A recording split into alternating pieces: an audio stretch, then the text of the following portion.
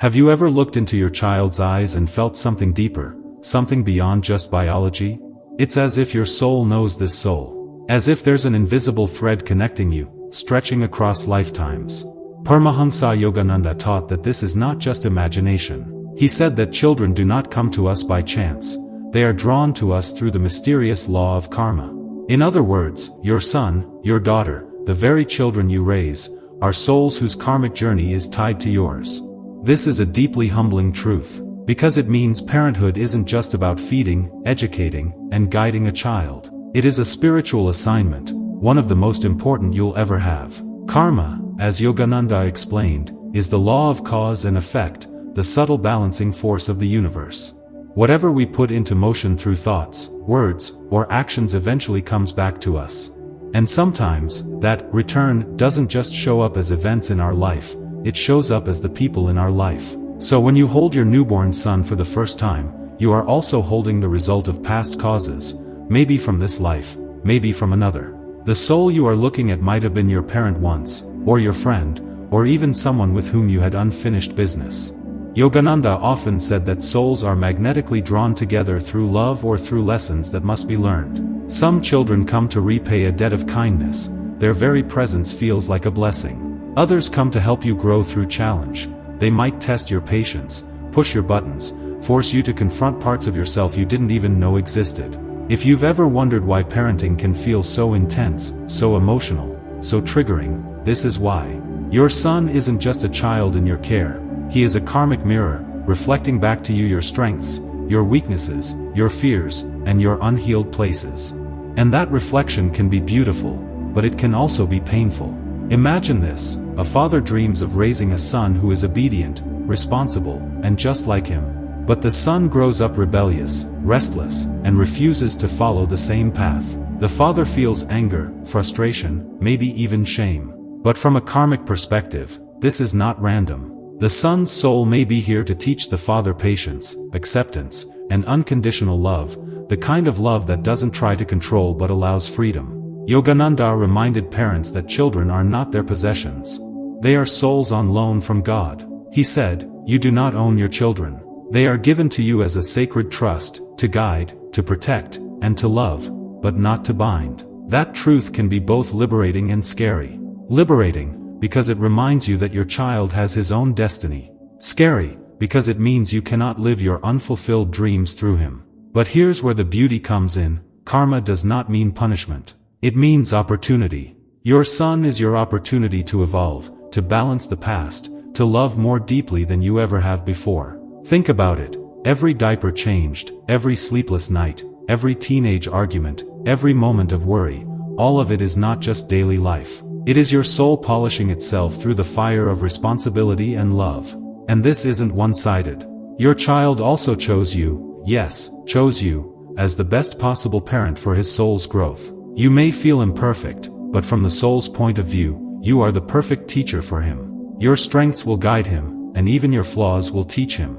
This is why Yogananda encouraged parents to approach parenting with deep reverence and spiritual awareness. He suggested seeing your child as a soul first, and a personality second. The personality may frustrate you, but the soul is always divine. And when you begin to see your son as a soul, something inside you softens. Your anger turns to curiosity. Instead of asking, "Why is he like this?" you begin to ask, "What am I meant to learn through this?" This simple shift can turn conflict into compassion. It can transform a power struggle into a spiritual practice. But let's be honest, karma can sometimes feel heavy. Especially if you feel that your relationship with your child is strained, or distant, or filled with pain. Perhaps you have a son who doesn't speak to you, or one who makes choices you cannot understand. Yogananda would remind you, this too is part of the plan. Some karmic relationships come into our life to be healed, others to be balanced, and sometimes, to simply be accepted. Acceptance does not mean passivity. It means surrendering the need to control how everything plays out, while still doing your best to act with wisdom and love. Your role is to guide, not to force. To inspire, not to dominate. To be a steady light, even when your son is walking through darkness. And as you fulfill your side of the karmic relationship with as much love and awareness as you can, something magical happens. You begin to free yourself from the very karmic knots that once tied you together. Because karma is not a life sentence. It is a lesson plan. And once the lesson is learned, you and your son both rise to a higher level of freedom. When we start seeing our son as a soul, not just as our child, everything about the relationship changes. The anger softens. The fear loosens its grip. And slowly, love becomes less about control and more about understanding.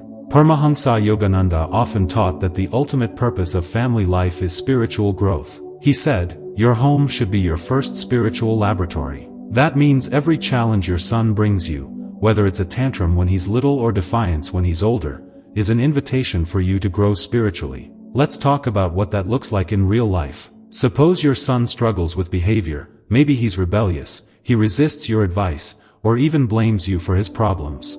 Your instinct might be to get defensive, to react with anger, or to try to force him to change. But Yogananda would guide you to pause and turn inward. Ask yourself, what part of me is being triggered? Is this a chance for me to learn patience, compassion, to set healthy boundaries without losing love?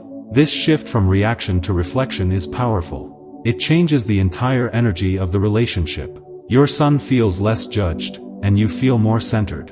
Over time, that calm energy becomes a safe space where healing can happen naturally. Karma isn't just about paying back. It's about evolution. It's about balancing the scales of love. Sometimes that balance is restored through apologies and forgiveness.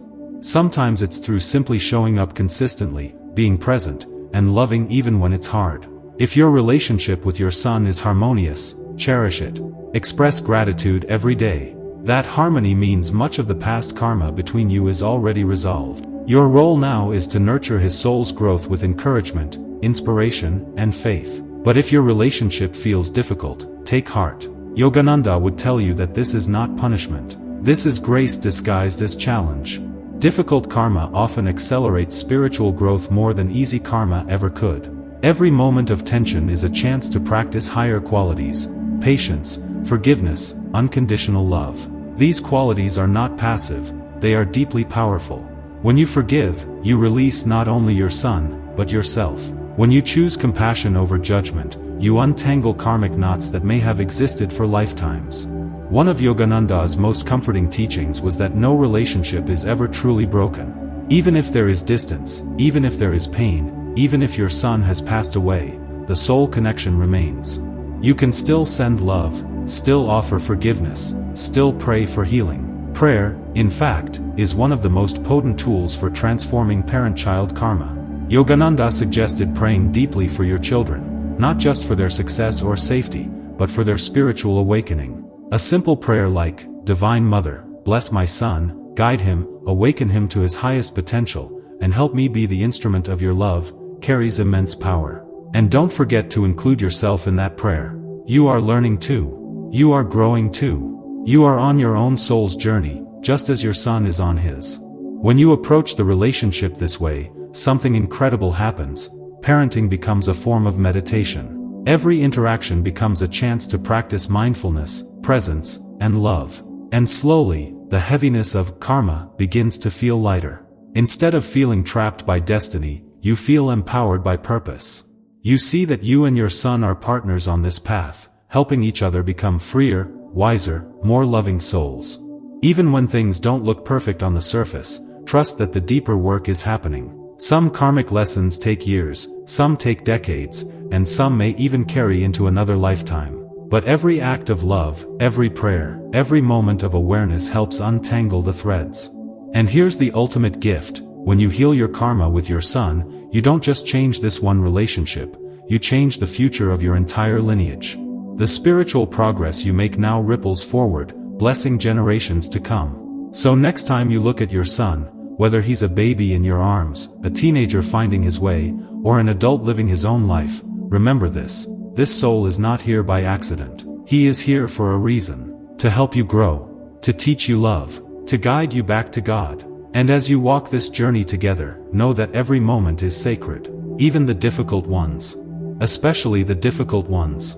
Because your son is not just your child. Your son is your karma. Your son is your teacher. And through this divine relationship, your soul is slowly, beautifully, finding its way back home. Take a deep breath and let this truth sink in. Your son isn't just part of your life story, he is part of your soul's evolution. Every hug, every tear, every disagreement, every moment of joy is guiding you both toward greater love and freedom. So today, choose to see your son not as a problem to solve or a project to fix, but as a divine partner on your spiritual journey. Guide him with patience. Forgive him when needed. And forgive yourself too. This relationship is holy. It is your chance to grow, to balance the past, and to open your heart wider than you ever imagined. If this message resonated with you, share it with someone who needs healing in their family. Together, let's transform parenting into a path of love, wisdom, and spiritual awakening.